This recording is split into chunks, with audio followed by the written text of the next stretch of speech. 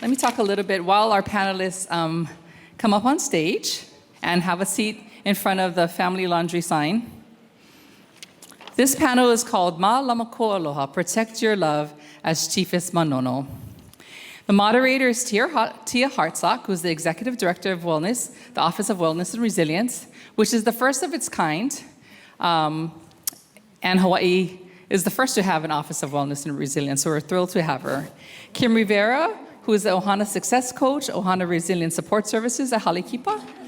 We have Brandy Akimo, Director, Ohana Services at Halekipa, and Paul Tonneson, the Executive Director at Friends of the Children's Justice Center on Maui. So again, if you would like to read more up on them, please check out their bios in the agenda.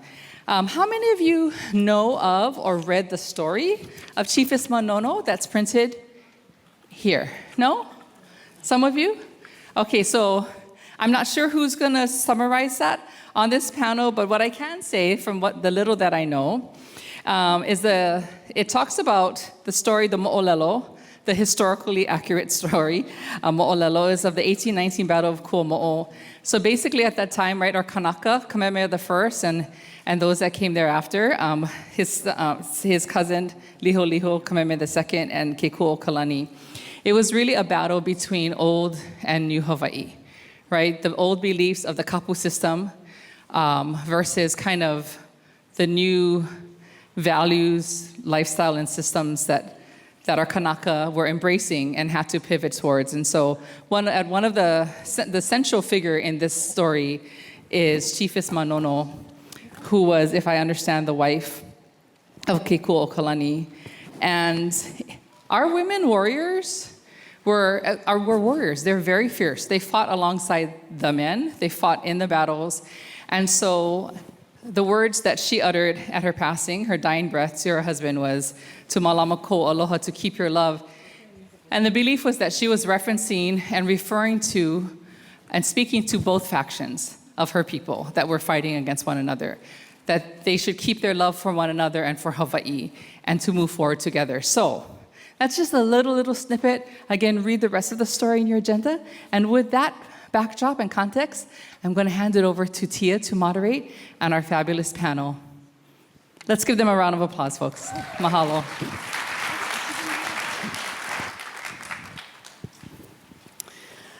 Aloha, everyone. So excited to be here.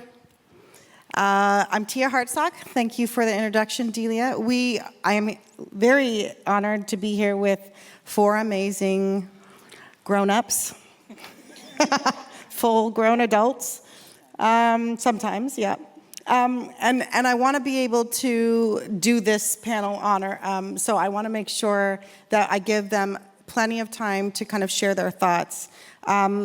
I'm with the Office of Wellness and Resilience, and I wanted to make sure that we take a moment to have intros with each of them. I don't want to assume everybody knows everybody. So I want to pass to Brandy, the amazing Brandy, to give a brief introduction. Very brief. Aloha kākou, Brandy Siena Kopuke Haulani ko inoa. He kupa au, kailua Oahu, Ame, Eva Oahu, ua hanai ia kailua Oahu. Aloha, I'm Brandy Siena Kopuke Haulani Akimo. You know, I've been trying to learn really how to speak Hawaiian in front of people. Yeah? Hard because I wasn't raised in this, in like all things Hawaiian. I had to learn as an adult. And even though I went Hawaiian school, yeah, Kamehameha up the hill, class of 95, Imua.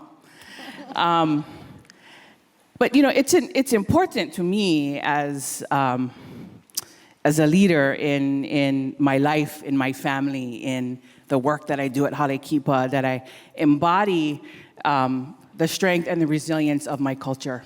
And so even if I probably got a little messed up with the vowels and like all the right syntax, you know, it's like we just try it anyway. You know, just give it.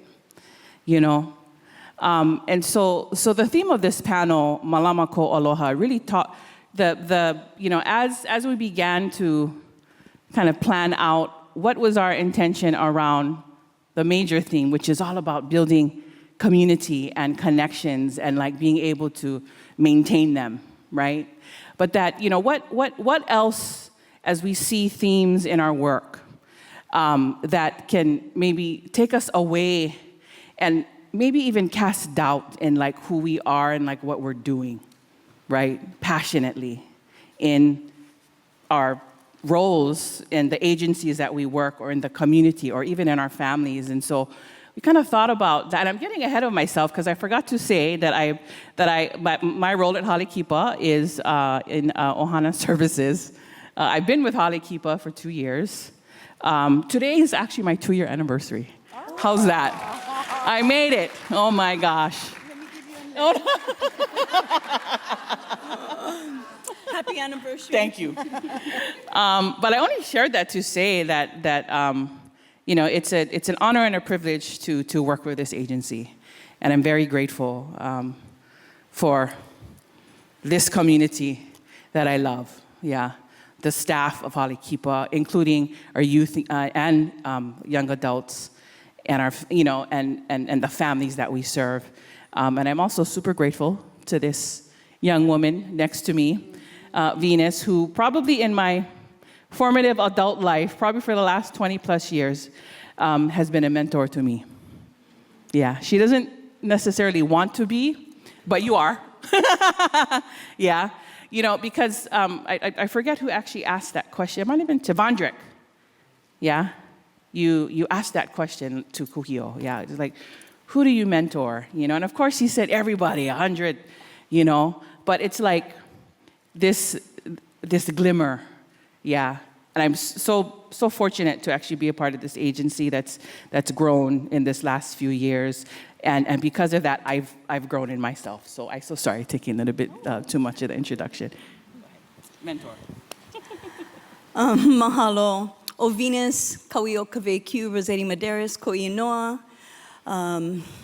no Maui Maiau, no Eva Beach, no Eva Beach. But I'm originally from Maui, and I hold Maui dear to my heart.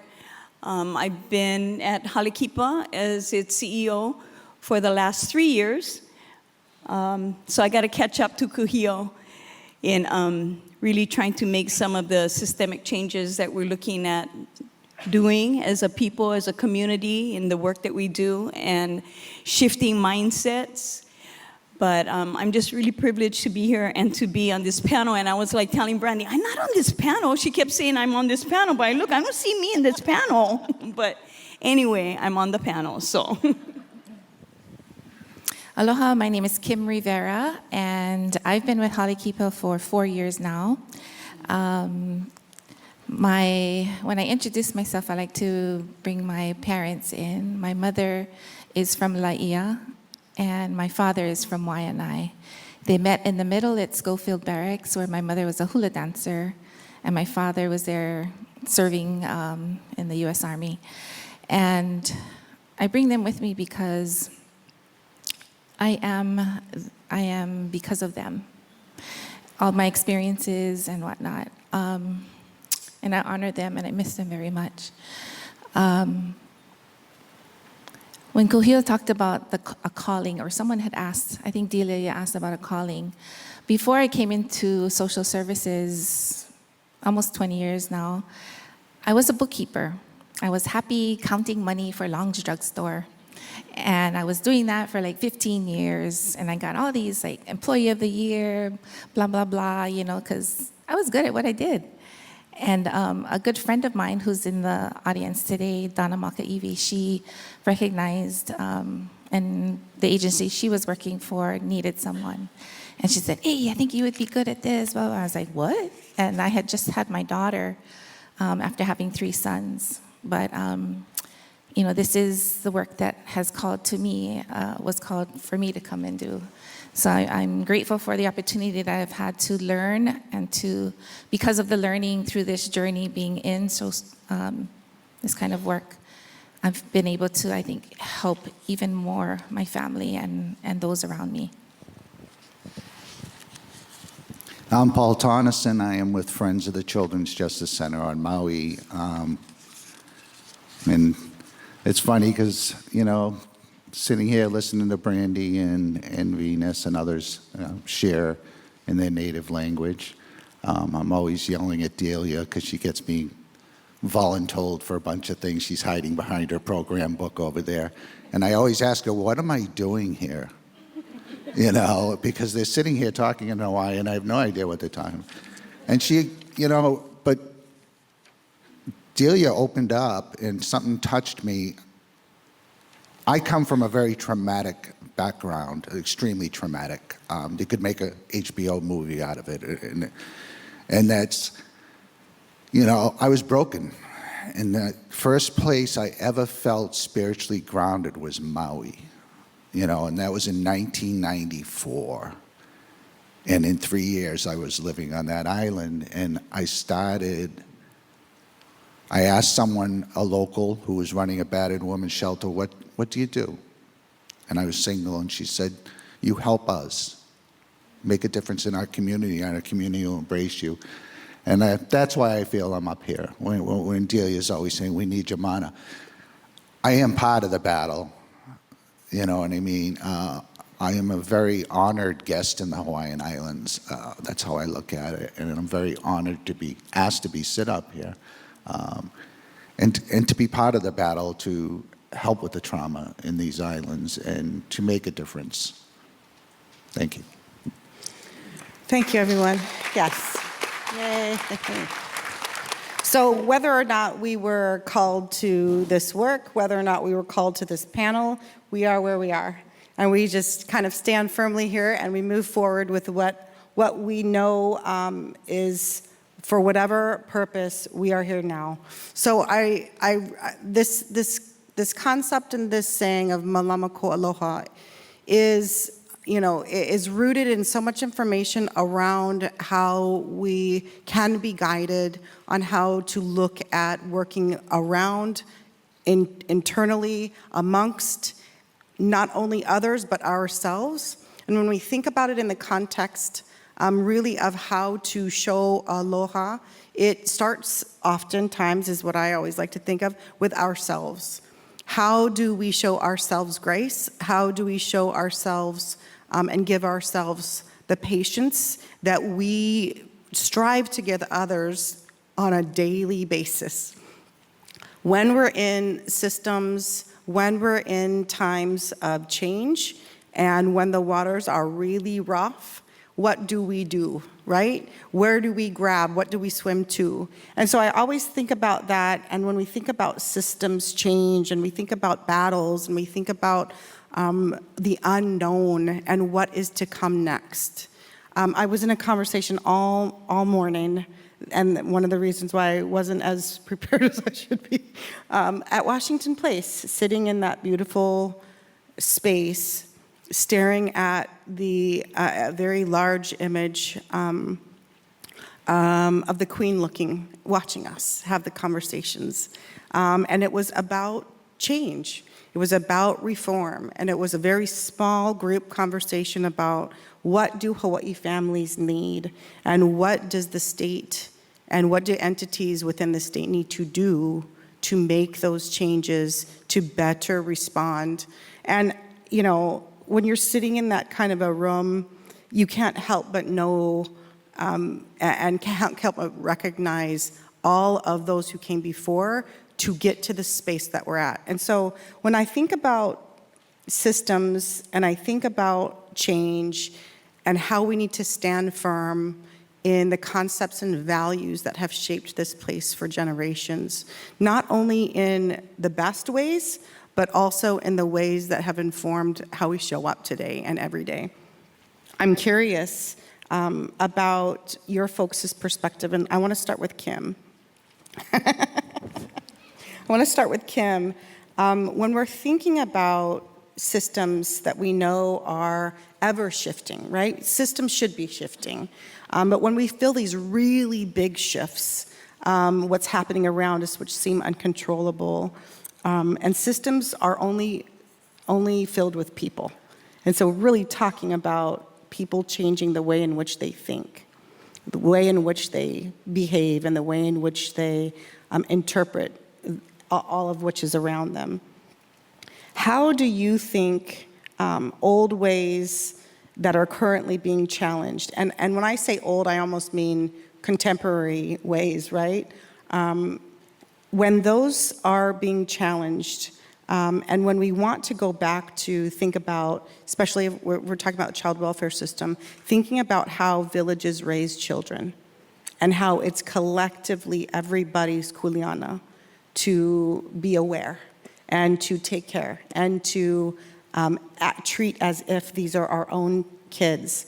When these big changes are happening, how do you feel as if standing firm in values and standing firm can help inform the way in which you uphold the well-being of those who are most vulnerable? And you can start with yourself and then branch out. I think with the ever-changing systems and the scary, it's scary. It's scary for families. You know, going into a courtroom, preparing for a court presence. You know, all of these requirements of families, and it's really, really scary. A lot of times they don't show up because they're unfamiliar, right? So I think the kuleana that we have to help them to feel and better understand what they're going through, you know, what is being asked of them, and how much power they do have, their voices and their, you know, they need to communicate with the systems, people, whoever, whichever system it may be. You know, help them to feel that they can, and their words are valuable. And sticking to having that cultural grounding, because I think as each individual family has their values, a lot of times it's overshadowed with the problems that they're facing right at the head of it. But to be an example of the calm that they need, and they feel that they can feel that from us, right? From as the workers working with them, they can feel of our calmness. So to be that person who they can trust, building trust with them over time. They feel that. And so we can be those, we can model that for them, and shoulder to shoulder work with them and help them to feel the strength that they do have within them, that sometimes they don't have the confidence that they possess.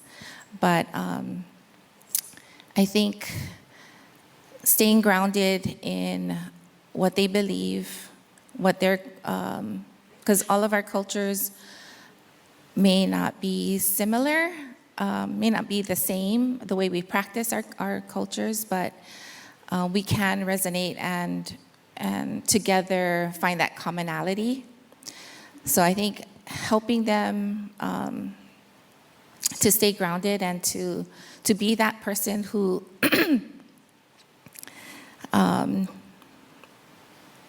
can share and to feel of themselves and help them to feel empowered is key and is important. You know, because a lot of times they only hearing the bad things about their situation, and it could be bleak at times.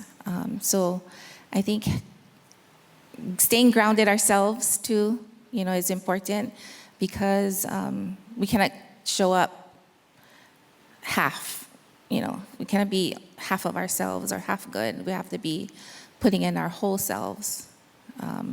So it's important that we ground ourselves first, and then that strength can be shared with others as well. And you're making several really interesting points around being there for families and figuring out to stand firm and making sure that you feel confident in the way that you interact so that they feel confident and comfortable in that interaction. So much of the way in which we work with families, I feel, when I used to work directly with families, is from this kind of role modeling approach of how do we be caring, compassionate, how do we make sure that we're being genuinely concerned and interested for and wanting the best for themselves. Right. When we have these huge shifts happening, and sometimes slow shifts, but then when we have a situation like happened on Maui, and we have these huge shifts and these huge in the day-to-day practice. Paul was right in the middle of, and has been in the middle of the recovery efforts. When we have all these systems come in, and then not only are they shifting on a daily basis, but they kind of upend the way in which we go about our daily routines.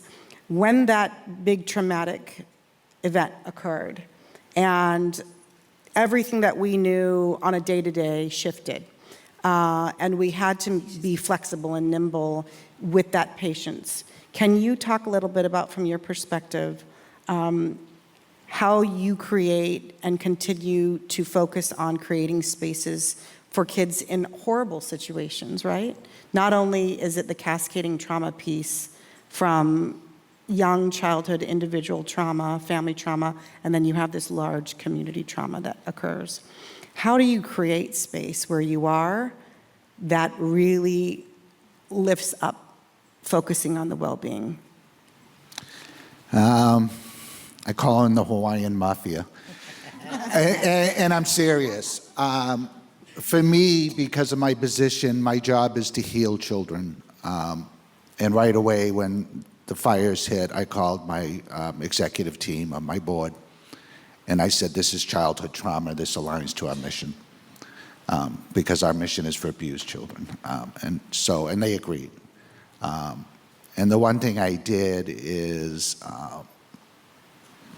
I called Tia. I called Venus. I called Michelle Navarro-Ishiki. I called Tina Botello. And we put a system together. Sometimes you have to create that system. And Michelle was talking about it the other day at a Hawaii Children's Trust Fund event. We were loading minivans and renting minivans. And that's why I think we're sitting here about the aloha, the love, right? The malama, right? It was all just genuine because the system wasn't working. And so we had to bypass it sometimes, and it's just, Kohio shared a little bit, better to ask for forgiveness than permission, right? Sometimes. And just the impact alone in the first few days, and I know, Tia, you were very connected to this, even though you were on Oahu originally in the first few days. It had such a tremendous impact of healing for the trauma in our community, knowing and seeing the people that were responding. Because some of the people that were responding was not for the good of the community. It was doing more, it was creating more trauma. It was traumatic. And then I'm a firm believer in God, and I believe God puts me in people's lives and places. And I believe I was put on in the Hawaiian Islands to be an instrument of peace within the Hawaiian community, to offer what I can to help heal, and that was so important, what was done in the beginning, and no one was getting paid. It was all coming from love. It was the love of their community. And I remember sitting there, and Tina I tell her, keep giving me the bills, keep giving me the bills. Just thousands and thousands and thousands. And it didn't matter because we just wanted these people to know that we're responding, we're there, we're bringing love and whatever else basic needs you might need. But I think it was the hearts that showed up was the important part for that. And these modern, it's almost like modern day battles, right? The battles that we have in our communities for resources, the battles that we have financially to access those resources, the battles we have with ourselves, with our own histories. And I love the focus. So thank you for putting, where's Delia? Thank you for putting the focus on this around that steadfast saying and that mo'olelo about malama ko'aloha, because it is really, how do we keep that focus regardless and in spite of battles that we see? And it's exhausting. How many of you are exhausted from battling day in and day out? I saw a few hands, but really, how many are tired of the battle? And I don't even like to necessarily say, like, we always see, keep fighting the good fight. I get that told to me all the time. Keep fighting the good fight. And I'm like, damn it, I am in a fight every day. And so I get this question constantly, and about well-being, about making sure that we lead with good intention.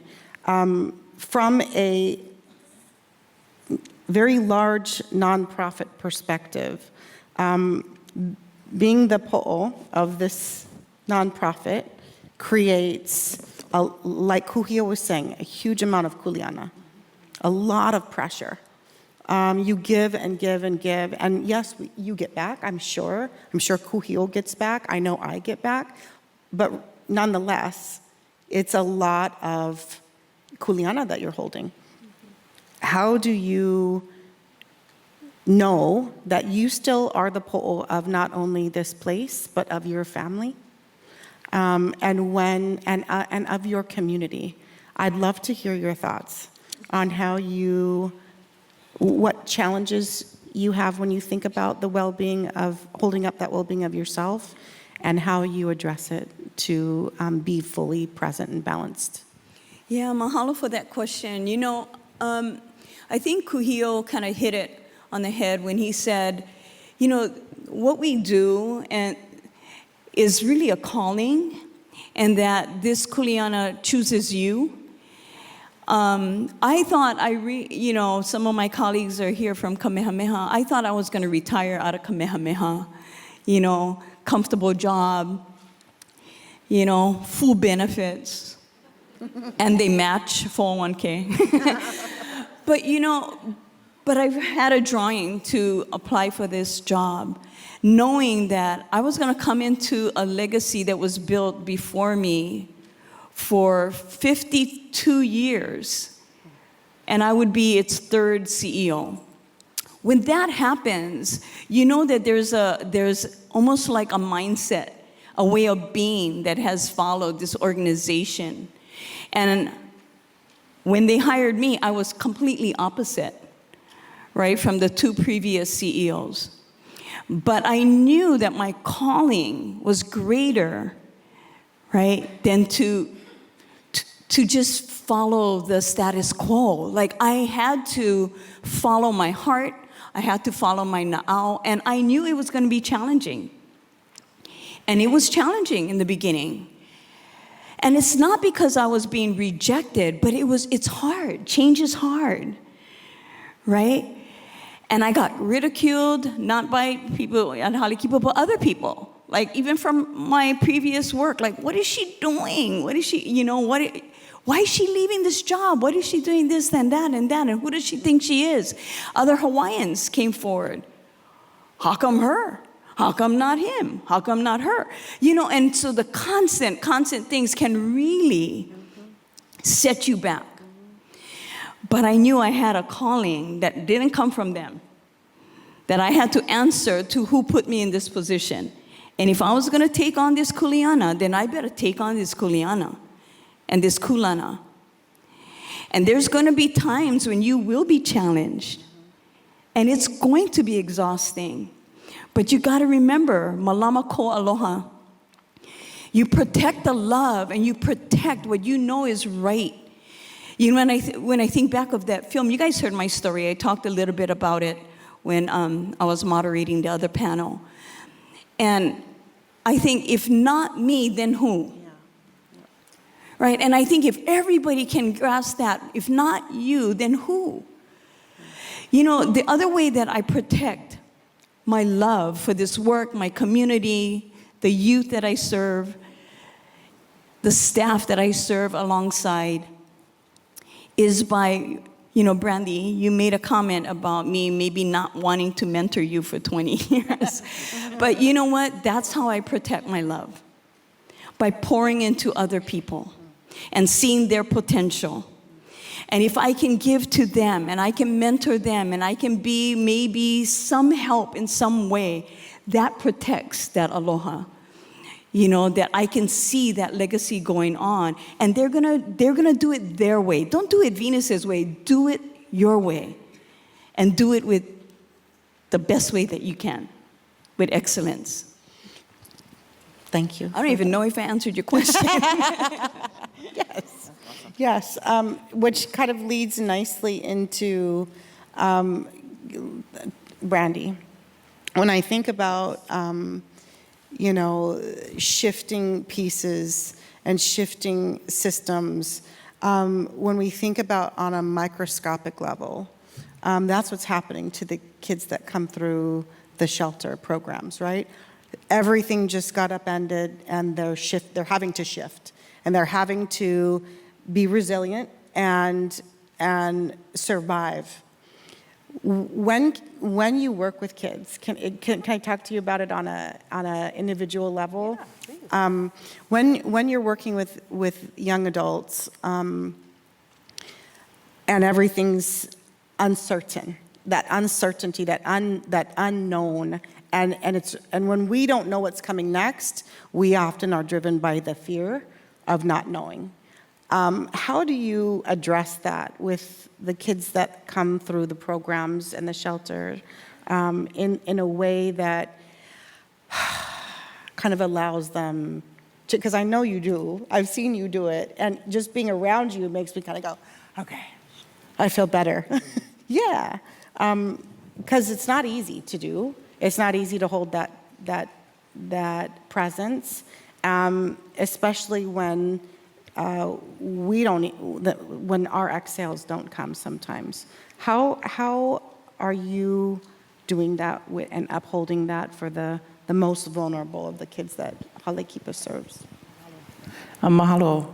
You probably want to ask Kim that question because she, you know, because we work together pretty intensely, right, in our family shelter, Hale Ku'ola. And, you know, and Kim and Venus actually spoke to it really, and it really has to do with your way of being. And, you know, Kim's kulana at Hale Kipa is, her title is Ohana Success Coach. Yeah. And so we are, as family services, we're really in the business of the success of parents, right? Young parents, right? Older parents, the community of parents, right? You know, the whole gamut. And she, like I, right? I don't have that title necessarily, but I'm also a success coach too. And this success coaching model really came from training and workshops and coaching training from Venus. Yeah, she had attended many years ago, and she brought it down in work through neighborhood places, and now here at Hale Kipa. And really what that speaks to is a way of being and the approach that you take for others. Yeah.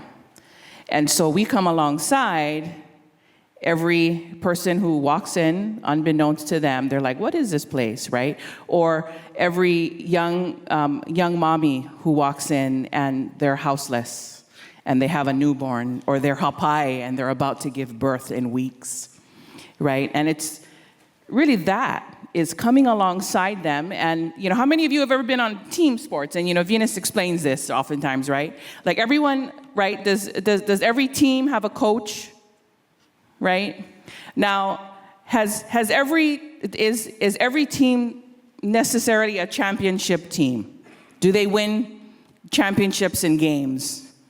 Some, and then some may fail, right?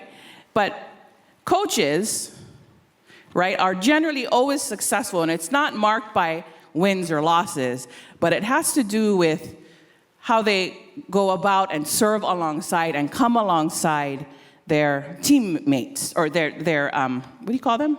People that are coaches and players. And we all need coaches, right? We all need someone who is by our side, shoulder to shoulder, sometimes even lifting us up and saying, you can, hiki no, right? And Kim has this beautiful way about her, and it's her voice, right? It's her ano with which it's this energy, really, right? And that energy, what that really, and mine too, yeah? But, really what that speaks of, it just, has to do with the approach. Because every approach, right, will determine an action. And so as we come alongside, and not just those that we serve, but also one another. And Malama Ko Aloha really speaks to that, is that in times of adversity, because as Mo'olelo really speaks about, this very trying time in Hawaiian history, right? And so there was a lot of adversity. There was like these two schools of thought, right? One was in tradition, grounded in tradition of Hawaii, and then the other was like, oh no, we're moving forward with guns, right? We want to bring forth this kind of new approach and this new generation. And so really, the last dying words of Chiefess Manono really was Malama Ko Aloha, is that no matter what, keep the love for one another.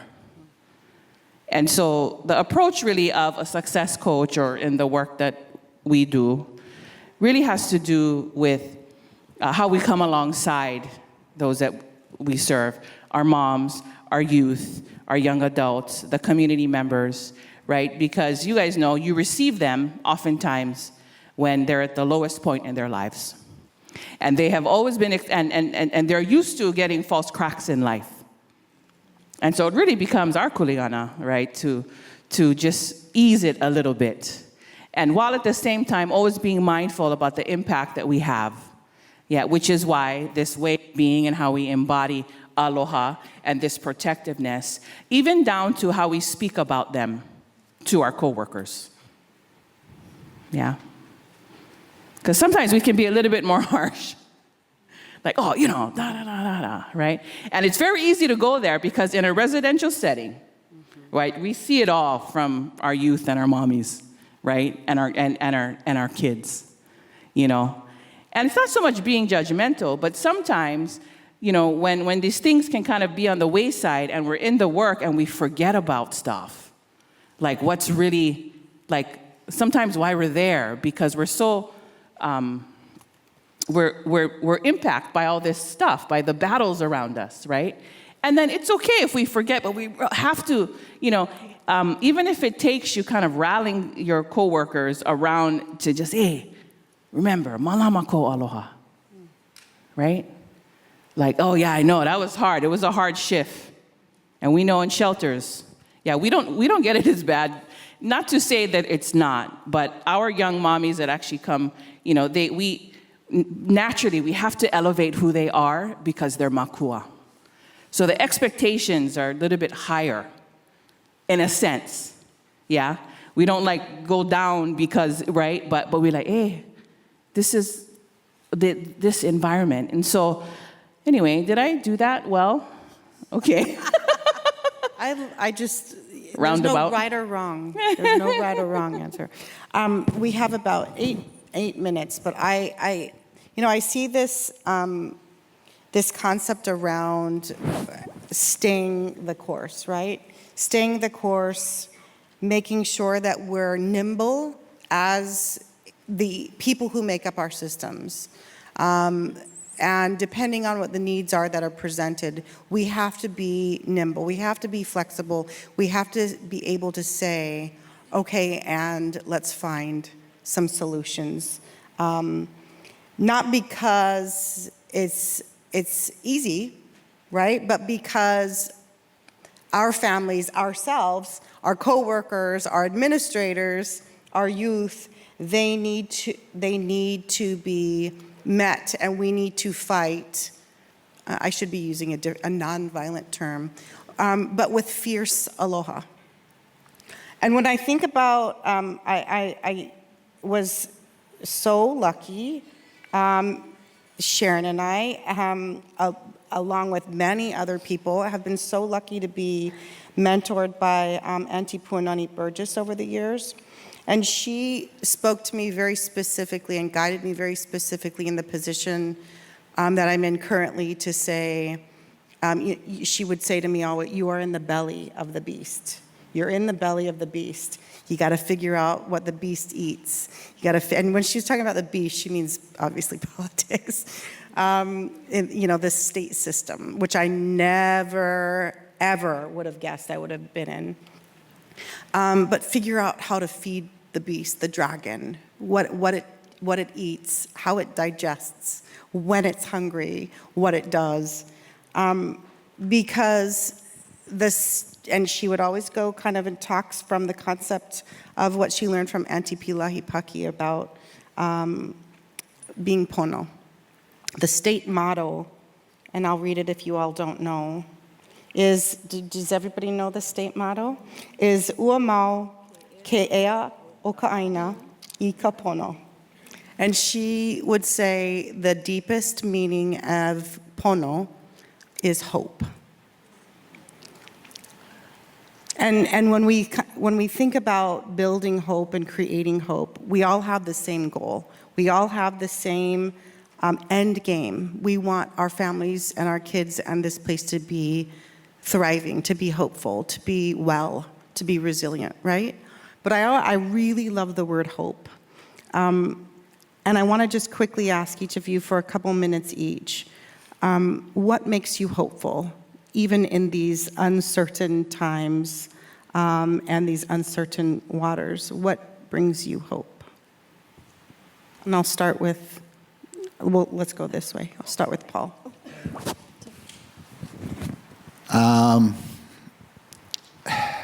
What brings me hope is helping people. I say a prayer every morning, and you don't even have to be religious to say it. It's the prayer of St. Francis. It's, Lord, make me an instrument of your peace. And part of that prayer is where there's hatred, love, where there's doubt, faith, despair, hope. The hope part, and I changed the words. Catholics will send me to hell for it. But I changed the words because it says, where there is injury, let me sow pardon. I changed it, where there is injury, let me sow healing. Right? Because of where my focus is. But hope is, for me,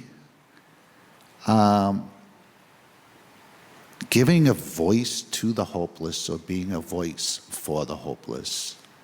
I helped a young man that was homeless, and his father had substance use issues, and I'll never forget, I asked him to write what his experience was, and he says, I was what you called voiceless, too afraid to say or do anything because of my trauma.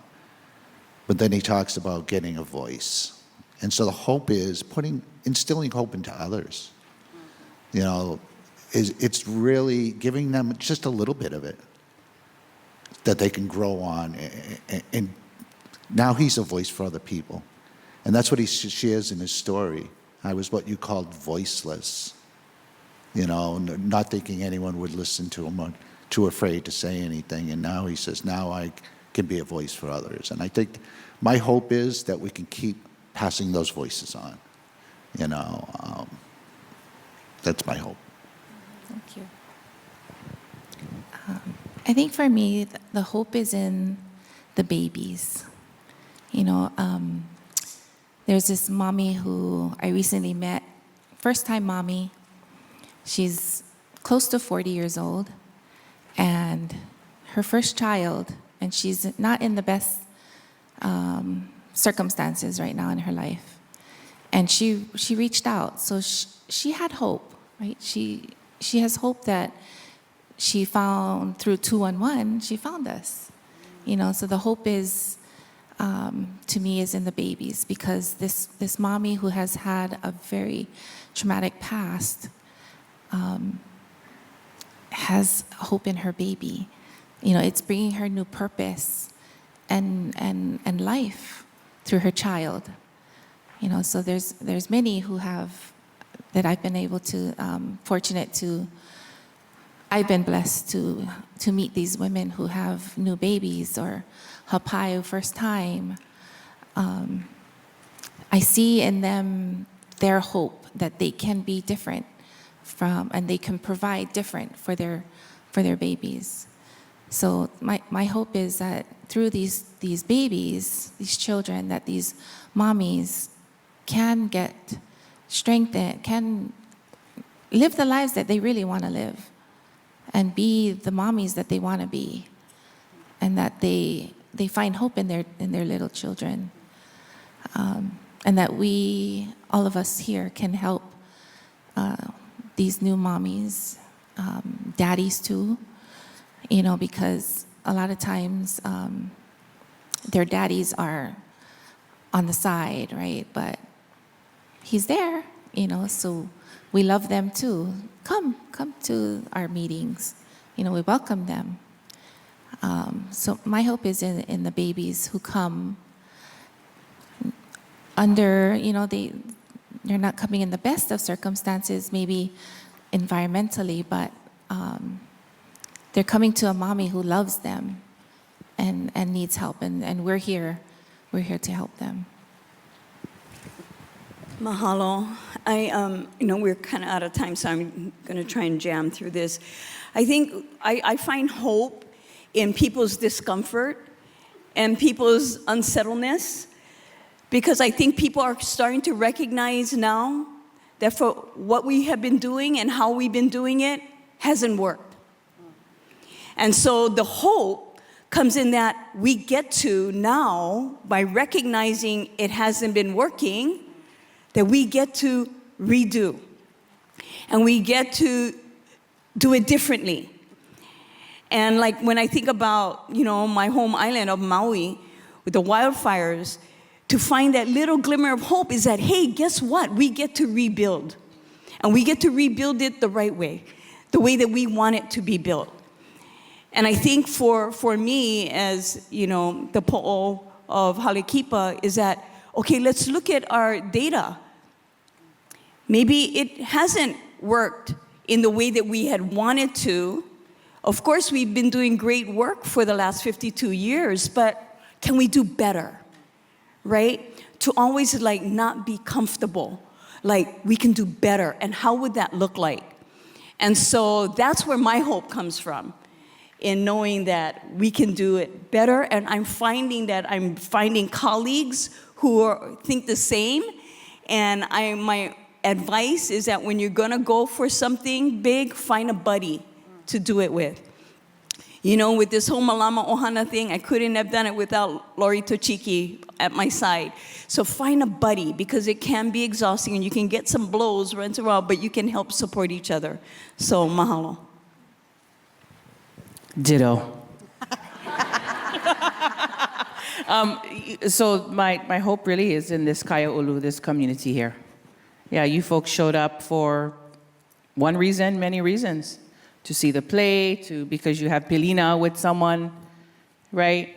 And what Venus really spoke of really has to do with really heightening and elevating our attitudes, right? And maybe even making a different choosing around the values that we embody, and the way that we, how we approach this concept of not just, right, in the words of Manono is really, malamako aloha, but really taking it fiercely, right? It's really a call to action for aloha self and aloha others, right? And it's it's that no matter what, no forget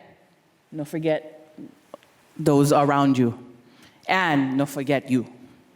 Yeah. Thank you so much. I just want to, first of all, yes, thank you very much for this awesome conversation. Mahalo. Yes.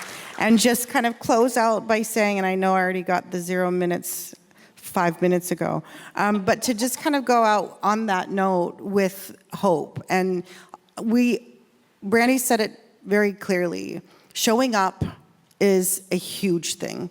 When kids show up, when families show up, when you show up, that is something to be celebrated just in and of itself. Because there's so many things that inside of us keep us from showing up. And when we have that hope, when we have that guidance, and when we think about that, that malama or ko aloha is, how do we force multiply that? This weekend, it's a 3-day weekend for some of us. I challenge you, and that call to action, I challenge you to lead and force multiply that concept of meeting people with fierce aloha, with that sense of not only is this, it's important to show up, but it is important to show up fiercely and with love and be able to share that so that it is multiplied by every interaction that we have with those around us. So thank you for being here. I hope that was okay, Delia. I'm just the Have a MC. good- yes. It's always great for me. Again, another round of applause for Tia, Brandy, Venus, Kim, and Paul. Mahalo. We're going to segue. As we segue and ask our next round of panelists and moderator come up, we're going to have Dali Tutofi, the Executive Director of Pohana o Na Wahine, Stacy Peeler, Director of Residential Services at Halekipa, Kim Nabarro, a Parent Partner and Community Outreach Specialist from Epic Ohana, Wainani Lee, Program Coordinator, Ka'ilike Transition and Aftercare Support Services, Wraparound Services at Halekipa, and Kukuna Okala Yoshimoto, Executive Director, Blueprint for Change. What a fantastic panel. As they're making their way up here, and again, there's no break, so if you need to take a self-break, please do that, but rejoin us right away. I just want to tie together some, do you have children? If you need Stupidol, AKA cheese balls, see Venus. Can you save that for me, Venus? No, I'm just joking. As the next round of panelists are coming up, I just want to tie in some themes today that we've heard. We've heard a lot about hope in this most recent panel. We've also heard a lot about action between Kuhio and this most recent panel, and that is really hopeful. Because very often, how many of you work for the Department of Education? Because you know, the hands all the way down here, yeah, they like, you. Okay, how many of you work with or for are contracted by the Department of Human Services or Department of Health in any way, shape, or form? That's the majority, yes, many and many of you. These systems are massive, right? And you can often feel like a cog or maybe hopeless, but the hope is that you have control completely over your own thoughts and the way you treat people. And that, you don't know how much of a difference that can make in the life of someone, a child, a parent, a colleague. So I really, really enjoyed the concept of hope, and in the words of Danny, cascading resilience, right? Okay, lots of hugging going on, love it. Did we match? Or is it just the green, black, green? Oh no, it's because you guys both get the Halekipa shirt and the green lanyard. Okay, we have red at the end. Okay, so we're gonna run until, it's 3:07. This panel is supposed to run until 3:45. I wanna say 3:50. I have no authority, but I'm just like acting like I do. You let me know, 3:45, 3:50. Okay, sorry. This is volunteer. Okay, so we were going to 3:50, Dolly, and then for our timekeeper, then I'm going to jump on, wrap up with some thoughts, and ask Venus to give the closing comments before we head out for the day. All right, Dolly, it's all yours. Yeah, but if you know me, you know, you give me the mic at the end of the day, and yeah, watch out, guys, watch out. Oh man, so plenty things was going on in my head the whole entire day. I don't know about you, but okay, I know we had more people, but I know plenty of people had to catch flights and people had to move around, all kind of things, right?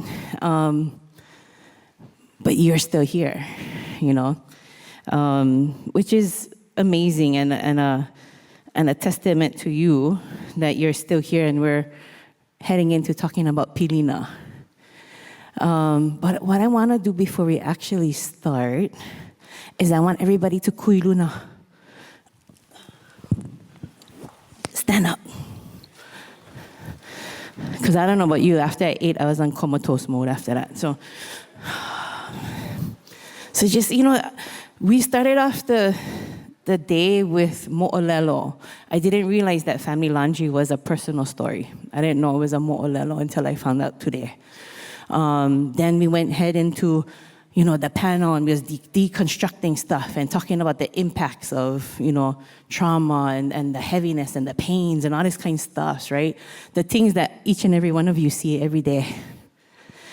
And then after that, we kind of got into, we heard another mo'olelo from a change maker, right? Someone who's like keeping things moving and trying to find solutions and find ways to huli everything, flip it, right? How do you get in there and flip it, yeah? And then malama ko aloha, you're talking about ike kupuna now. You're talking about kupuna ancestral kind knowledge. We always nana ike kumu, we always nana ina mea mahope loa. So, the things from before, yeah? Ika wā mamua, ika wā mahope, yeah? From then to now. Lots of gems that's out there, and malama ko aloha is calling to action, just like what we're going to do right now. So each of you are here in this space because for some reason you get some kind Pilina gem inside you to share, yeah? Just like everybody out there too. But because we're at the end of the day, we're going to take care of the Pilina in you right now. And remember, for us Kanaka, those of us that are Hawaiian, and for those of you that know Hawaiian kind things, making sure you malama your breath is important. Malama I ko piko e kolu, yeah? Piko manawa, your piko up here, your piko na'au over here, and your piko down there in the ma'i part. So 3 of those things, right? Align them. So what we're going to do is we're going to hanuha. And I'm so glad there's 2 doors. I love doors. Because whatever is stuck in you, because good chances some things will come out. We don't know. And you're sitting quietly over there, battling, going through your own battle. Yeah? Or maybe your friend sitting next to you knows. And then you're going to go and cook a little bit, Do that. But right now we're going to breathe.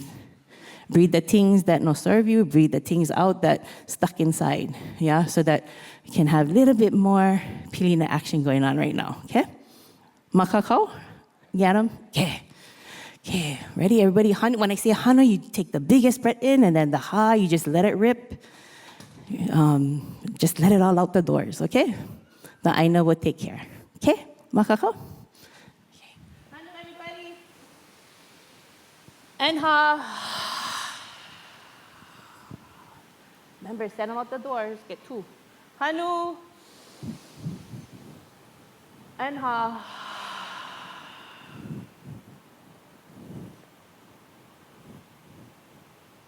Make sure that, clearing all the picos, right? Clearing all that area so that you guys are more focused, yeah? Ready? Hanu. And ha. The last one, take one big, big hanu. And I hear everybody say hi. Shoot everything out the doors. Okay, ready? Hanu. And ha. With a little bit of cough. Yep. That means you're doing the work. Mahalo. Everybody can know ilalo. You never think about that. Like if you're breathing and you start to cough, like you're doing something good. So, oh man. So I love the setup. Welcome to the Opala Winfrey show. Where we're going to let go of all the Opalas, yeah? Well, we're not going to let go, but what we're going to do, that was already going to let go already, yeah? We're going to just read them out. Pilina. There's a Pilina movement, if you never know, going on right now. We hear Pilina this, Pilina that, Pilina Kaiaulu, Pilina Honua, Pilina me, Pilina you, Pilina us. What is Pilina about? You ever kind of stop and noho in that, kind of sit in that, and no'o and reflect in that? Why is Pilina emerging? Why in this time right now are we hearing Pilina? And I don't know about you, but when I hear the word Pilina, I hear it more as like a verb, like an action, right? And how fitting is our topic is Pilina in action, guys, like for real, yeah? So I'm just going to share my brief interpretation or knowing of what Pilina is. And some of you might have heard me kind of share it like 100,000 times, because that's my knowing, yeah? Not a definition. You know, I like to open it up because I'm sure each and every one here has their own understanding and knowing of what Pilina is as well, just like each and every one of you here. So for what I understand is Pilina is a contractual word. It's pili ana. Pili is the connection. Yeah, like the pili grass. The pili grass come, you stick on you. So you cannot get the understanding of what pili is, yeah? Because it sticks, yeah? Of course you can wipe them off, you know, and take it off and things like that. But in the pili, there's also the ana. And I love the ana. You know, I like when things are ana-ing. The ana is the perpetual movement of that pili. And so it makes sense, yeah, when you hear Pilina. So if you understand and you makavalu that, or you look at things with as if you had 8 eyes, or, I mean, I feel like there's more. If you had the more eyes, the better, because you start to see so many sides to what that means, yeah? Pilina, piliana, you know, and you have the power to make that connection continuously move. And I know, like, for me, kukuno kala, like, you know, ho'oponopono is part of our learnings. And one of the things was about restoring the pilina in ho'oponopono. But yeah, there's movement. There's movement in this, and it's perpetual. And who has the kuleana to do that is the question, yeah? And so I guess that's why we're here, to talk about Pilina. Yeah, so with that, and in no particular order, okay? I mean, we want you guys to be as comfortable as you want to be, you know? But I do ask the audience, just maka'ala, pay attention. Also, makakao, be ready. You know, as we're sitting here, you know, it's kind of funny to talk about Pilina, and there's almost like I don't want it to be disconnect, yeah? So if you see something, do something, is what I'm trying to say, yeah? If you see, and now I cannot go run out there and do the things I would like to do right now, but if you see that if something is going on over here that maybe gotta malama the panelists, yeah? Bring water or something like that, then hey, feel free, like no shame. You know, there shouldn't be a divide between us, because that's what Pilina is. Yeah? Does that make sense? Yeah. Or even someone, you know, who's you sitting by, you know, malama them, malama koloha, right? Feel free to do that. So I wanted to just start because I can talk for like the hour and then get into all of you guys talking story, which I'm sure some of you are like, oh yeah, do it. No.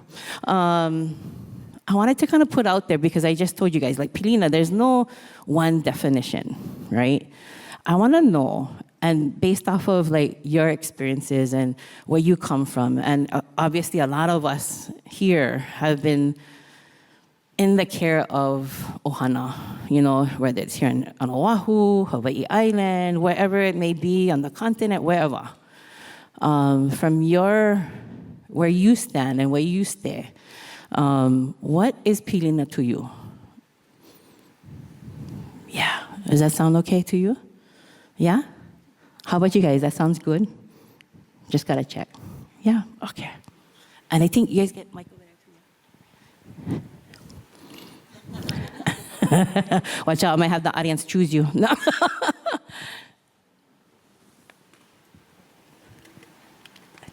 Testing. Okay. I guess I'll go first. Aloha mai kako, kukuno kala Yoshimoto. I just want to start by saying mahalo nui, mahalo Kipa and Venus and Brandy and all you folks for being here today. And really, I'm just very honored to even be sitting here with you folks as well and share just a small piece of my experiences. And hopefully impart some inspiration, I guess. So what does Pilina mean to me? I think, thank you, Brandy, for sending those questions ahead of time, so I had time to think about it. But really, I think the foundation for me is this intrinsic understanding and connection to all things seen and unseen. And I think most, if not all, Indigenous or Native people have that kind of understanding, whether it's at the forefront of your knowing and being and doing, it's in there. It's in there. And so I think the second thing is acknowledging that there's plenty historical and generational trauma that we've gone through, and sometimes all of that stuff buries this intrinsic and innate knowing and being. So I think that's, and I guess I'll try to make it short, but just this intrinsic understanding and knowing that we're connected to all things seen and unseen. That's very broad. And I love how Dolly said it's very actionable, right? So it's not just a one-way street. It's very much, what is my role in this pilina? How do I add to it or perhaps take away from it? Is it a balanced give and take? So there's many, I think, aspects to consider when we just think about the term pilina. Okay, I'm gonna stop there. Wow. You got it. Hi, I'm Wainani Lee. I'm from the Big Island. Pilina for me is every day. It's everyday contact you meet with everybody, not just the youth and the families that we serve, but the people that you sit next to. The table that's across that you could just sit with them and introduce yourself. That's Pilina to me. It starts with aloha. Aloha is felt with the person. You know when the person has aloha because you feel it. And with that aloha, then you come with connectiveness. And that's how I reached a lot of the families and the youth that I serve. They often ask me or tell me, "You're like the teenage whisperer." I'm like, no. I'm more like lived experience. I can sit alongside them because I understand them. I don't judge them. The connectiveness comes from just not them feeling the love, the genuine love that you have. I'm sure that all of you have here, the aloha spirit. That's Pilina for me. Aloha, my name is Stacy. I'm the Director of Emergency Shelter and Residential Services at Halekipa. Pilina for me means working together, together as a team. If you always focus on the appeal or the young adults, then you cannot go wrong.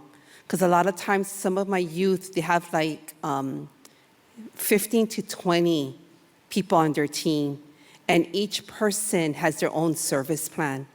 And every single service plan is going to every direction but the middle. But if we always focus on the young adults and we focus on the appeal, we come together with open mind and open hearts, can never go wrong. Hello, everyone. My name is Kim Nabarro. I am a parent partner with Epic Ohana through the Mokua Allies program. And what I want to bring into this space is my kupuna. My tutu is Azora Linchenko from Waimanalo, my grandmother, Doris Sukenjo from Kaka'ako. And I say this because I come from a family of restaurant owners. And so when I think about Pilina, I think about how my grandmother would treat every single customer. How she would tell them, hey, get over here, make your own rice for your plate. Go help scoop salad over there. She saw them. She knew their name. She was a staple in the community, just like my great-grandmother, Mitsuko Sukenjo, was. And so that is how I view the action of connecting with each other.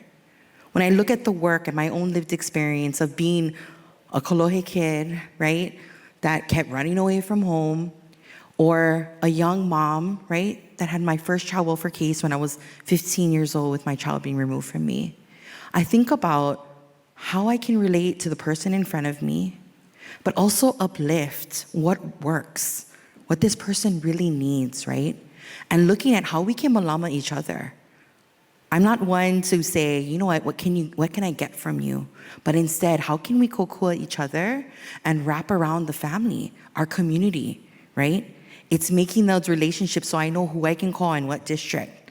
I'm a frequent caller of Brandy and Kim, right? Especially when I'm servicing their community here in Eva, because I want them to know there's a mama down the street that needs help. And I want that mama to feel comfortable, right, in that center. So I bring her over and say, can I have a meeting with her right here in this living room? Can we have an Ohana conference here, right? Because I want them to see, feel, and touch the people that care about them so we can build a hui around them. Ay, mahalo. I mean, there was just so much pilina right there, what they just shared, and they did it in their own way. And I didn't even have to, kalamai, forgive me, forgiveness first. That I didn't say introduce yourself, but a lot of you just went naturally into it. So a lot of these things, like I want to say, there's things embedded in us, right? And things that come innately from us. And we know what we need to do. But are we actually doing it when we know we gotta do these things, right? I mean, you talked about the seen, the unseen, form and essence. That's the kind of things that go through my head. Me, kukuna, like, and then like wainani, like talking about no judgment. I mean, that was, Auntie Pilahi Paki would share, right? Ha'a. In order for us to really get to that pilina, you have to make sure you go empty. You have nothing in the way of that pilina. So there's so many things that you guys talking about. And then you're talking about servicing the youth, right, in residential and what is needed there, right? I mean, the malama just keeps on going and going, right? And then for you to start and bring your kupuna in the space, yeah? I mean, it's such a beautiful thing that sometimes we don't realize we understand and know pilina so much more than what we think we know. It's like you know it. You're living it, right? And so what I want to kind of put out there now is because, we all do our hana, our work from different angles, yeah, and we have different perspectives on things, but in the end, it all kind of comes together and, we're all working for the same kind thing, We all have this aloha, that we have for our kaiaulu, for our community and our ohana. When pilina seems like it's broken, you're talking about ohana and youth, and they might go through different systems and everything like that, right? They might go through CPS, child welfare services. They might go through the healthcare system, and it took just one person to break that trust. Yeah, 1%, or could be one thing that would break that trust with that person, and it could turn their whole entire life around. From from you, like your what do you have to share in terms, with all of our people out here, when those kinds of things happen and they come your way, how do you help them to repair that, or how can they fix it or correct it, or how do we make it better, I guess, from your perspective? And you know what? Feel free to popcorn it. Like, you need the mic, grab them, yeah? Or give them, yeah. Like, grab them or give them, yeah.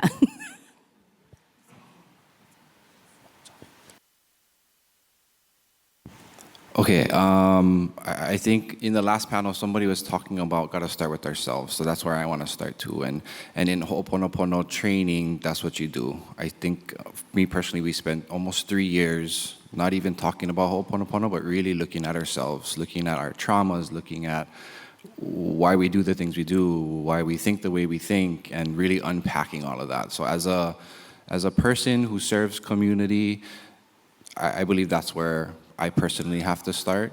And I think once you can do that and unpack all your stuff and call out all the things that you do and why you do it, you're able to then listen with more empathy and compassion. I think when we are face to face with people who have been harmed by systems or family or whatever they've been harmed by, I think the very first thing I go to is just to listen, not to make any judgments. And it sounds easy when I just say it like that, but it's difficult. It's hard to, based on our own experiences and life things that happen, to not try to connect what this person or people are saying to you and relate it to your own experience. But that's not, personally, that's not why I'm here. That's not my purpose for sitting in front of this person. It's really just to be super empathetic, compassionate, meet them where they're at, and really encourage them kind of do what I said first, and that's taking a look at your life and helping them to work through things that they identify they want to work through. It's not necessarily like therapy. It's not that at all. It's really just meeting them where they're at. No judgment, throwing out all your biases. I don't know what the correct term is. And then I think when you get to a point where there is growth and there is questions coming your way about X, Y, and Z, I think that's the sign. That's when the door opens for you to share a little bit more and perhaps to be more of a guide, a navigator, so to speak, to help them get to wherever it is they want to get to, you know. And it may not be what you foresee them or what you inside want to see, but it's not about you, right? It's about them. And so I think, yes, starting with yourself, working through all your stuff, and making sure that you're not putting your stuff on other people and helping them to navigate that process. Wow. Sorry. Malama anyways. If Pilina is broken, you malama them. Working with the juveniles in the court system, they come with a broken Pilina. They don't trust the system. They don't trust the people, the service providers. You show up anyways. You show up, you be consistent. You come with compassion. You come with love, the aloha. I'm gonna keep going there. The aloha needs to be there. They'll soon enough trust you. And if not, you're just planting one seed at a time. And maybe another service provider, the hui, can take over and make that family grow. But if Pilina is broken, malama anyways. Wow.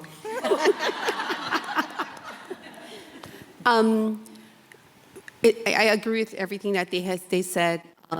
Is to always meet the youth or the young adults where they're at.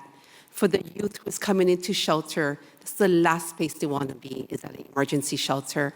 For majority of them, they'd rather be homeless on the beach, living in a car with their parents. So I always tell kids, that my job is to help you. That's why I'm here. You know, some of my kids are chronic runaways. They run away 10, 20, sometimes 50 times. When they return, no punishment on our end because they have natural consequences. They come back, they have scabies, lice, sometimes even COVID. So they don't need us to put more punishment on them. Majority of them are there not because of their fault, but because of a fault of their parents. So always malama, meet them where they're at, and always ensure that you're there to help them, not to punish. Wow. I want to say the way that I love this question. So I really like this question, Brandy. When I saw it, I got excited.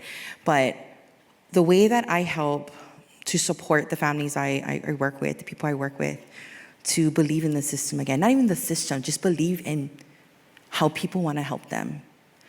I, of course, tie it back to the see something, do something, right? For me, I was that mom, right? Pregnant, addicted, homeless, chasing after my old man. That literally was my MO for all my pregnancies, actually. And so I remember how that felt. And I think, well, what was missing? I didn't believe I deserved help.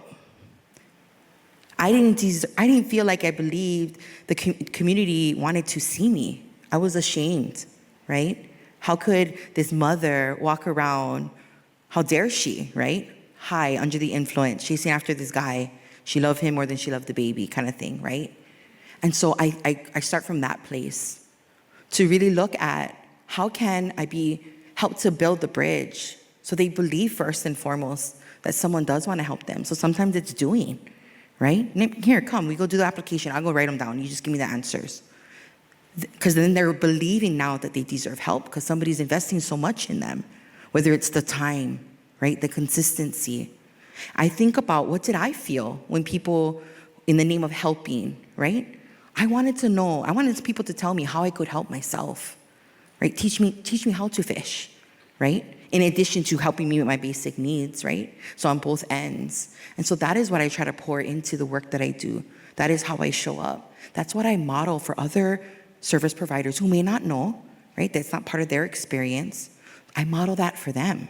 I'm very selective in the providers that I build or I connect with and that I expose to the families that I support because they've been so hurt by systems, right? I have certain housing outreach workers, certain programs, certain people, right? Allies is what Danny said, right? Allies.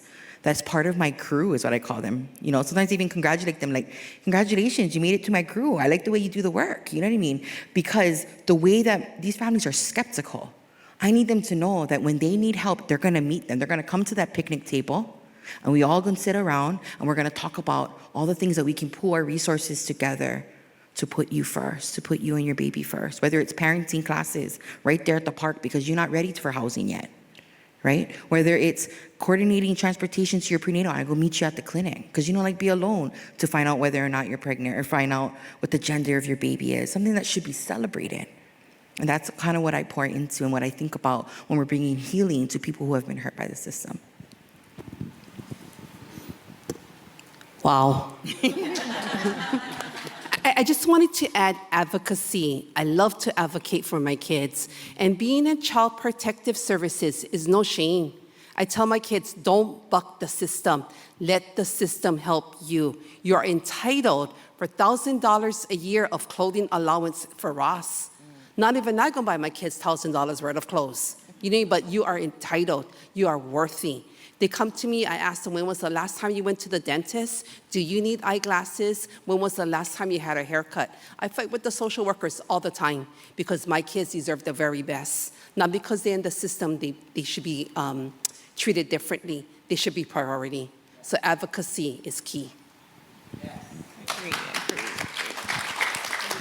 Oh, Ken, wow. You want to wow it too? Yeah. Yeah. Wow. Listen, that's on double wow. Triple. I was reading my notes. Can I add Yeah. something real quick? Yes, See, please. That's why you take notes. I think, too, I wanted to acknowledge mentors because I'm not who I am today just magically. You know what I mean? There's plenty kupuna, there's plenty of people who I learned very deeply and greatly from. And so somebody was talking about last panel, too, is get pili to people and be open to receiving ike and experiences from whoever it is that is there, and no coincidences. I'm a strong believer in no coincidences, good or bad. And I think these kupuna who I've learned from were brought into my life for one reason or another, to teach me one thing or another. But really, I think one of the main things that I've learned is how to listen, which again, it sounds kind of simple, but it really is super important to develop that skill and not just listen, but hear with again, compassion and empathy. I think that's one of the keys. So mahalo. Wow. Hey, that's how we Pilina right now, right? Wow. Come on, everybody, one more time. Wow. I mean, you know, if you're feeling the wow spirit, please say it. You know, like, mahalo Wainani for bringing that. You know, I mean, to me, that's like awesome. That just, or again, naturally just pops up out there. You know, like, I mean, you hear them in church, right? Oh, amen. You know, give on a wow. You know, we all eat, right? I think so. You just want to start something, you.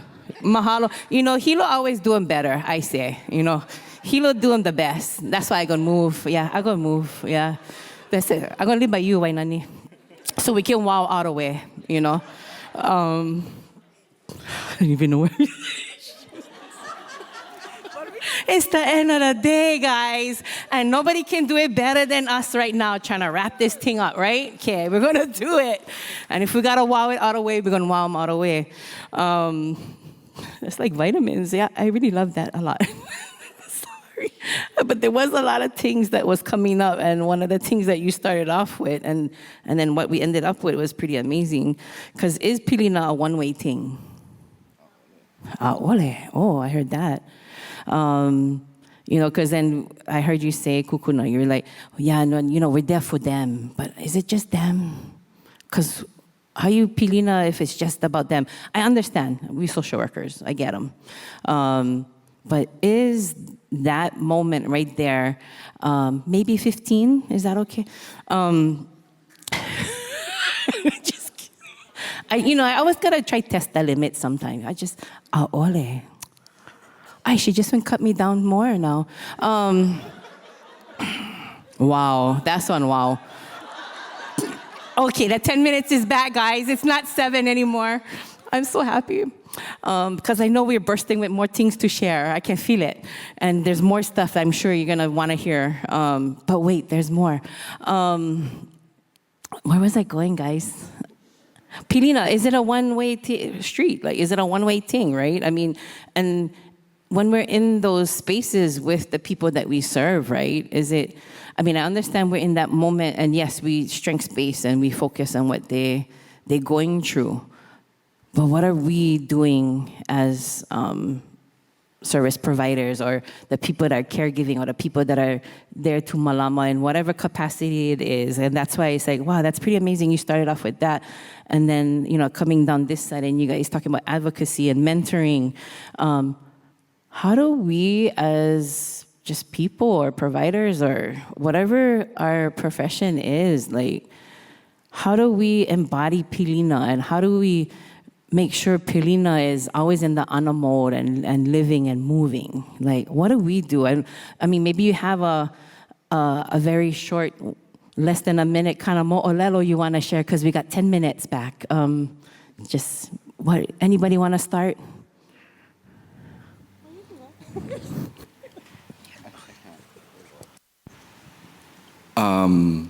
Okay, 2 minutes. How about 2 minutes?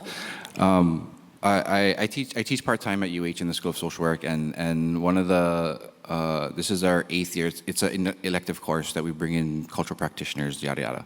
But really, one of the main intents of the course is to lead by example. So just like kupuna, they're not going to tell you what the lesson is. They're going to show you what the lesson is, right?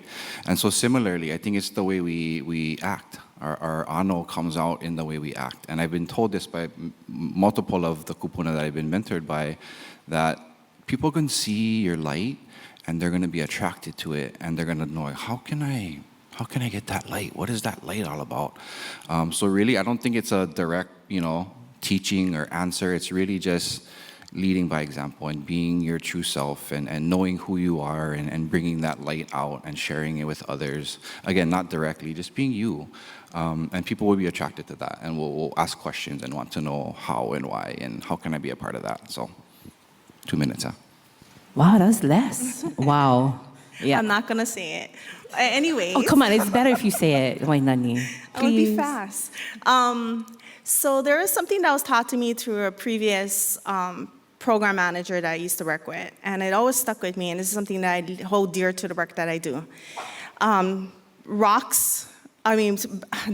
are the ugliest rocks when they begin with, but through pressure, they become diamonds. Everybody in this room is a diamond. The youth that we serve are diamonds. They may not see it yet, but we're there to create Pilina, to create the diamonds. That's something that I hold dear to my heart, and it's something I use on a daily basis. That's my ending. Wow. For me, to just be your true self, don't let your title carry who you are. I had a youth one time said, "Oh, Auntie Stacy, I thought you were strict and mean, but actually you're really nice." I said, "Well, I like to think I play well with others." And just be yourself and meet the kids. Sit down. A lot of times we Pilina together.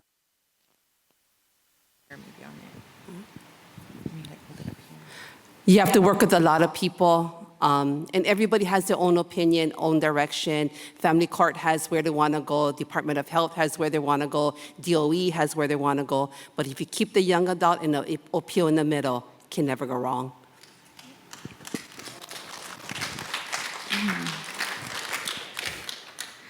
I can't help, right? The way I do the work, the way I view the work, how my heart leads, right? And again, bringing in all the ike that my kupuna and modeled, what they modeled for me. So how I believe I show up and the way I perceive the work is I think it kind of stems back to the ahupua'a system. If I get something and you get something that I need and I get something you need, even if it's knowledge, even if it's maybe like a training for engagement or just talking story, and I'm always looking at people to think about what is a way we can exchange right now. And my style is, let's go talk story, maybe go eat something, talk story, and let's talk about, I want somebody to walk me through the processes that I don't understand. Right? I was making some friends over here with DOH and things like that, and DOE, because I need to know the processes that I can now convey and bridge that gap to the families and parents I support so they can advocate for their children in school, right? So they can advocate for their children for services that we're just afraid to take because there's yet another person that could potentially report us or judge us, right? I want to build that bridge. I want families like mine, parents like me, people in recovery like myself, right, to really believe that people do care about them. So the way we can do that is by helping make processes more bite-sized, right, more doable. And if it's going to take the partnering of mentors and service providers and people with lived experience and families and communities and neighbors and, you know, all of that to partner together to figure out, you know what, maybe the approach is what I got to change. And that's how I approach my work, and that's what I feel I bring in order to kind of build that kako mentality. I know it's natural, right now, the wow. Well, I say wow because, I mean, the whole entire conference name is Kukuluana I Pilina. So I'm just like, we're building upon that Pilina, right? How do you do that, you know? Of course, you know, and I, you know, from the previous panel, right? In order to malama others, you gotta malama yourself first, right? And it's one of the most hardest things we think we cannot do, right? But it's we're one of the biggest barriers to that pilina at times, I feel. Do you kind of agree a little bit, Plani? Yeah, I feel so, you know. So, kukuluana I pilina. I mean, mahalo for, you know, the whole entire theme of this conference. And malama ko aloha is the other thing that kind of comes to mind, because now it's, how do we malama ourselves so we can malama each other, so that we can malama ohana, can we malama kayaulu? You know what I mean? It's pilina upon pilina upon pilina. So because we only have a few more minutes, I don't know, 5 minutes is stuck in my head, even though I saw maybe 2 or 3 minutes ago. I'm sticking to the 5. Stop. There's too much pilina going on right here. Too much. Yeah. Pilina nui. With that in mind, you know, I mean, each and every one of you have shared some huge gems that each and every one of us can reflect on and embrace and take home now, you know. And if you want to move hilo with me next to Wainani, let me know. We'll build a kaiulu over there, guys. Yep. But what are some of the last things that are coming to mind, or things that you want to share before we actually head on from here? Okay. Self-care, or taking care of self, is so important. And I was like, oh my gosh, please don't let me go first. I can't think of anything. But the more I've learned through this profession, through watching wahine like Idalia, Venus, they don't know they're my mentors, but unofficial mentors, yeah. Lori Tochiki, right? All these people that I'm looking at them, I'm like, I want to grow to be like, I aspire to be like women, right? Like Kanaka, that want to change our communities for the better. So I kind of watch what they do, right? But when I think about how I'm growing as a professional, the more grace I give myself, the better I show up for the families I support. Like, I'm able to have that, right? Help them forgive themselves, but also just have that for them, right? And so I think that is what I do for myself as a professional. I allow myself grace. As a mother, right? I'm a parent partner. I feel like I'm always on the spotlight of how well I'm doing in my personal life matters, because that's the hope that I'm instilling in the people I'm supporting. It's a lot of pressure, right? But the more grace I give myself, the more grace I can give my keiki, the more grace I can give to the people I support, the more grace I can give my coworkers, the place where I work, the partnerships that I have. So that's how I believe take care of myself.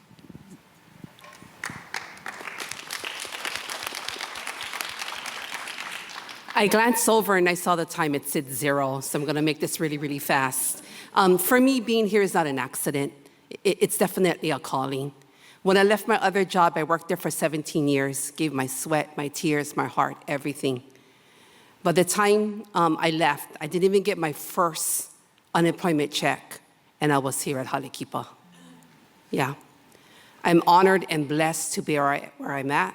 I'm honored and blessed to work with the people I work with. I'm honored and blessed to have a CEO like Venus. One of my kids was going to have an award, receive an award, and I was nervous, like, oh my gosh, I hope he get a nice Aloha shirt, you know? So I told Venus, can I go buy him an Aloha shirt? She said, get him whatever he needs. No stutter, no nothing, get him whatever he needs. When we went to the boy, we said, hey, you got okay, we can go buy him an Aloha shirt. He wanted to go Savers to get his Aloha shirt. I said, oh, hell no. We're going Macy's. Venus said, we can get you an Aloha shirt. We're going Macy's. So mahalo kea kua. I'm here because it's a calling.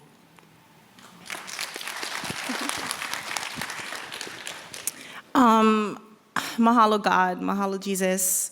They're the reason why I'm here, and mahalo Venus. You're the reason why I'm sitting up here, and I always thank you for that. Mahalo to the people that I work alongside with. You guys mean the world to me. I learn everything from you folks, and I'm like a sponge when I'm around you guys. You guys are amazing people, Stacy. I have nothing else to say, but Malama yourself. We need you guys. We can't just do this work by ourselves. We need you guys. We need every single one of you guys. Yeah.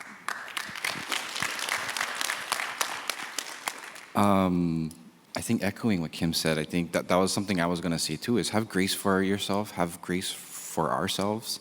One of the other lessons I've learned from Kupuna is nobody is perfect. We're always working towards pono. So we're not always going to have the right answer. We're not always going to respond in the right way. But as long as we can take a beat and think about it and you know, mull it around and work towards pono, that's the main thing, as long as we're working in that direction. The other thing I wanted to mention is if you folks have taken Pono Shim's Aloha Response, always try to respond with Aloha. It's difficult sometimes. Sometimes you don't want to respond with Aloha, but we're trying, right? As long as we're trying. And I think if you haven't, there's a website, check it out. It was super impactful and shaped, I think, a big part of who I am today to just accept that. Always respond with Aloha in any situation, professional or personal. And so I'll leave with those two things. Mahalo. Wow. Okay, that just came out. I didn't even think about it. Grace and gratitude, for sure. You know, a lot of times our intention is to start off with aloha, and sometimes, you know, in the mix of stuff, you know, we kind of go off the path sometimes, right? And it's like, what do you do to get back on gratitude? Mahalo, Wainani, for bringing that up, you know. Mahalo for bringing up the grace, because malama is in that.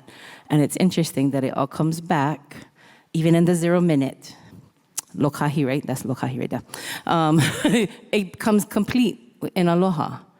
You know, if you know ho'oponopono, you know that it was always about restoring the relationships. And when you ho'iike aloha, when you return to aloha, and that's what I learned, you know, in my learnings was, whenever you start, you do everything you can as a person to repair and make sure they get back to pono.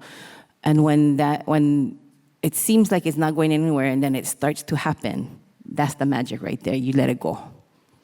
Because then they found it. They found the aloha again, you know? And it just takes over after that because they remembered it. You helped them to remember that. So just know that each and every one of you here has that. You have that spark, like how we were talking about. Each and every one of you has that spark to help people remember what Pilina is. And it's through aloha. And so if we can stand up, everybody, because we're going to head out pretty soon. Ooh, oh my gosh. So, yeah, gratitude for me, for you, for everybody. If you know Oli Mahalo, let's do it. Feeling in the spirit of gratitude right now, you know, and nothing like that on a Friday, you know, and as we start to malama ourselves this weekend, yeah? So, yeah, Makakao?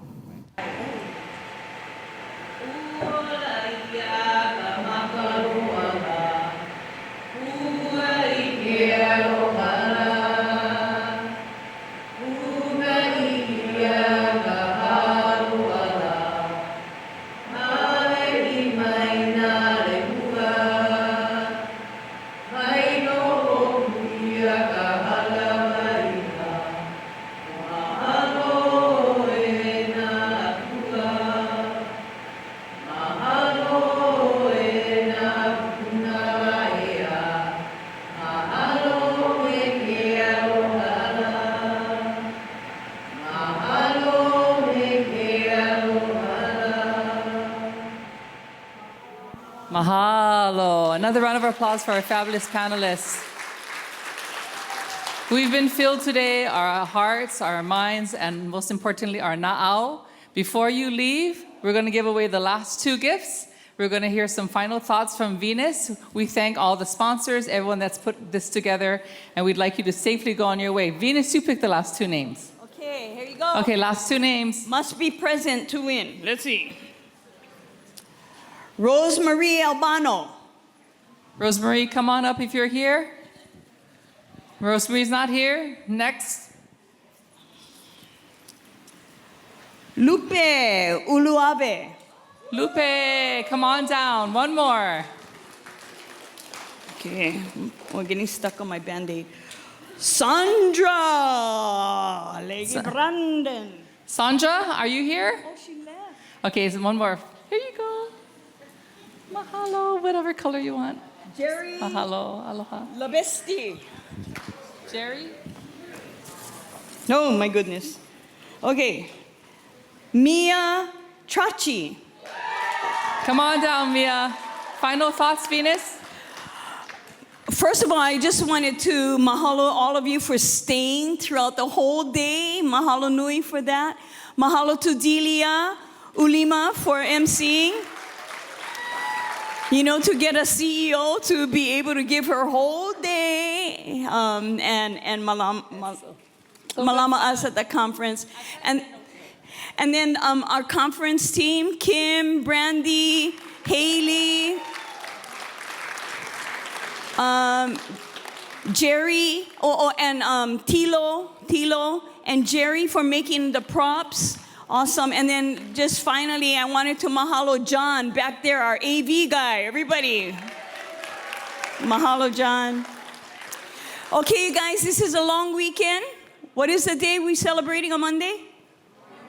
Memorial Day. So as you remember those loved ones who have passed, who have gone, please malama yourself, right? And as Dolly said at the end, Pilina was the theme of this conference, and Pilina goes hand in hand with aloha. So go out with aloha. Mahalo for coming, and malama pono.